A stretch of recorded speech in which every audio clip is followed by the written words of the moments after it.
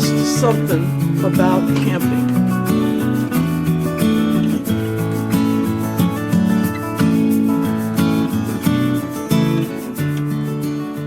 I'm down here at Big Bend, Colorado State Park, Nevada, the very tip, southern tip of Nevada.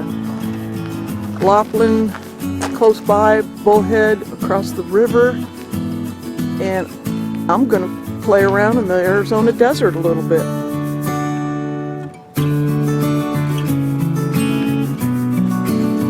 So I left the tip of Nevada, and I'm in Arizona right now at north of Lake Havasu City, up Craggy Wash they call it. Kind of popular place for boondocking, so it's a little busy, a little too busy for me, but it's pretty nice here actually. I mean, it's beautiful landscape, rocks and all that, you know, the mountains and things. So maybe it's now time to go inside and have a cocktail.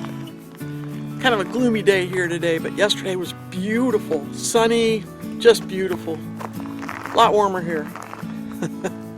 Like I said, I'm gonna be playing around down here and find some more spots and hit a couple towns, and I'll be reporting in, you guys. Anyway, thanks for watching. Talk to you later.